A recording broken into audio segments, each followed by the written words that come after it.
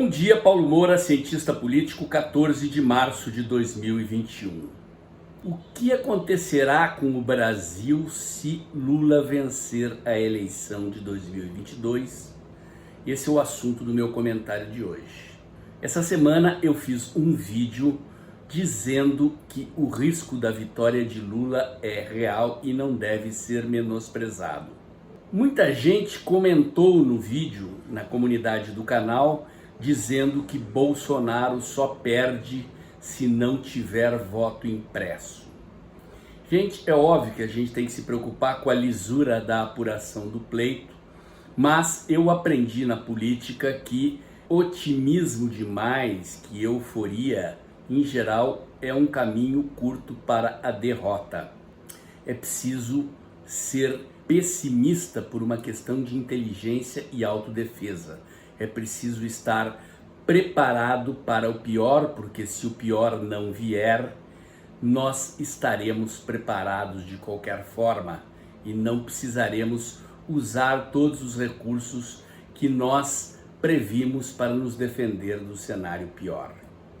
É assim que a gente planeja a vitória, contando com o maior risco possível da derrota. A questão da lisura da apuração é um detalhe do qual não devemos nos descuidar, devemos continuar batalhando para que a contagem dos votos seja feita de forma pública e controlada por comitês de cidadãos e que o voto impresso nos garanta a recontagem de votos. Essa é a questão chave, mas esta é apenas uma preocupação diante dos métodos que são utilizados no mundo hoje para derrubar governos conservadores. Eu já fiz um vídeo também aqui no canal falando de oposição sistêmica. Vou botar o link aqui em cima. Se você não viu, eu recomendo que veja, para mostrar como a oposição aos governos conservadores não é feita só pelo sistema político, ela é uma oposição sistêmica. Toda a mídia, todas as forças globalistas, inclusive em âmbito internacional, todas as forças inimigas dos conservadores atacam em bloco, não apenas a oposição político-partidária no parlamento ou numa disputa eleitoral. O jogo consiste em mudar a pauta de uma eleição.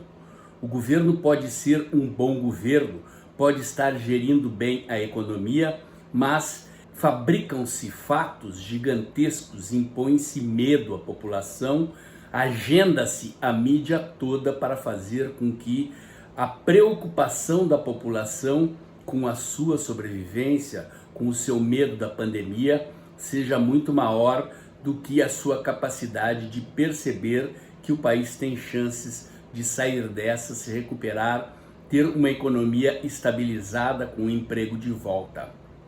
O jogo funciona dessa maneira.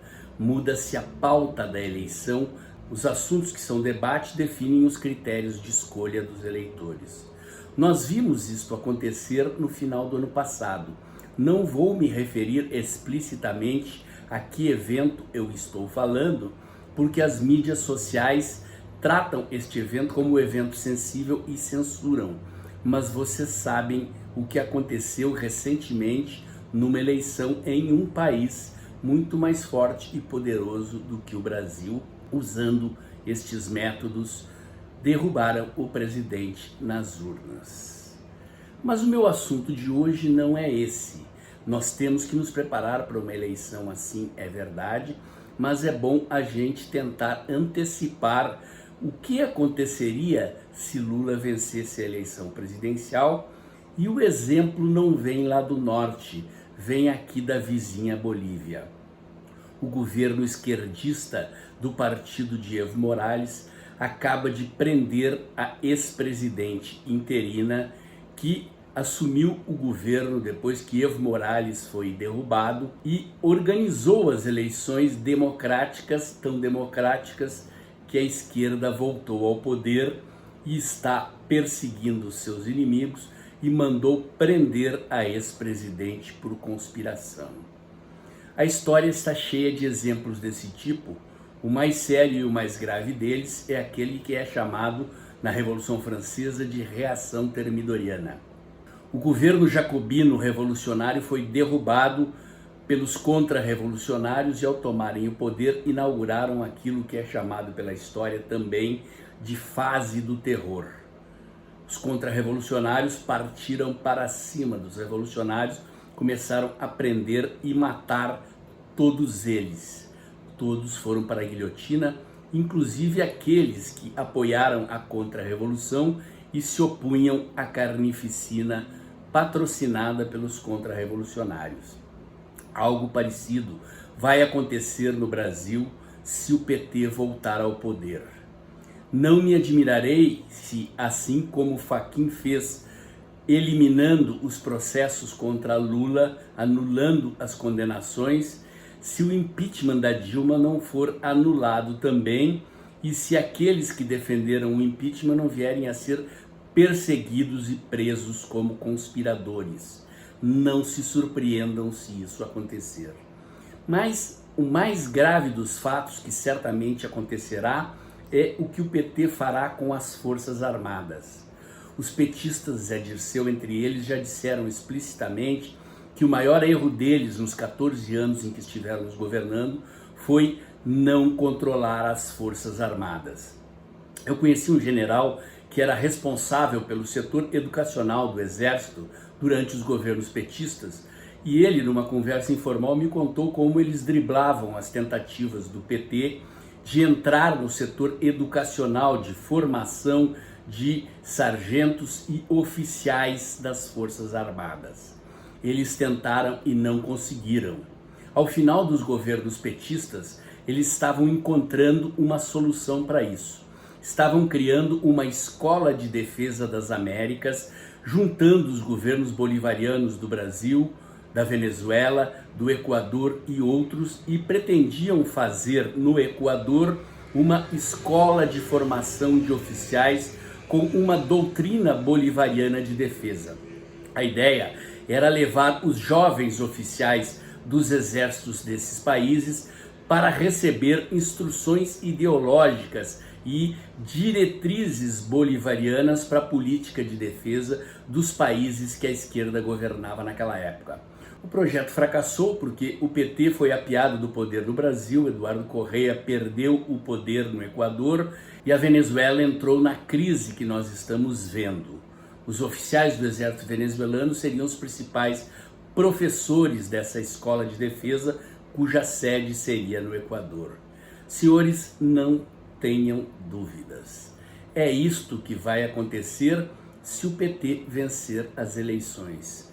Perseguições e prisões dos seus inimigos, controle das Forças Armadas. Nem tudo está perdido porque a eleição de 2022 não aconteceu ainda e porque nós temos tempo de nos preparar. Mas, repito o que eu disse no início do vídeo, subestimar o inimigo, imaginar que Lula não tem condições de vencer é um erro. O melhor é estar preparado para o pior, sabendo o que vem por aí. Abram o olho, gente. Abram o olho, porque não é brincadeira. O risco é real e precisamos estar preparados. O comentário de hoje era esse. Se você gostou, curte, comenta, compartilha. Bota o dedãozinho lá. Aperta o sininho para o YouTube avisar você quando tem vídeo novo no canal. Inscreva-se no meu canal aqui do YouTube. Inscreva-se no Dextra by Paulo Moura, o meu canal do Telegram, para você receber os meus conteúdos em tempo real, tanto os conteúdos que eu posto aqui no canal, como os conteúdos que eu posto no meu site, o dextra.jor.br, e contribua com o Pix, gente. Se você acha que os meus conteúdos e a forma como eu apresento são originais e se eu contribuo para você compreender dimensões da política que não compreenderia se não estivesse vendo o meu canal, ajuda o canal e faz um Pix aí, ok? Valeu, gente, muito obrigado. O comentário de hoje era esse e até o próximo.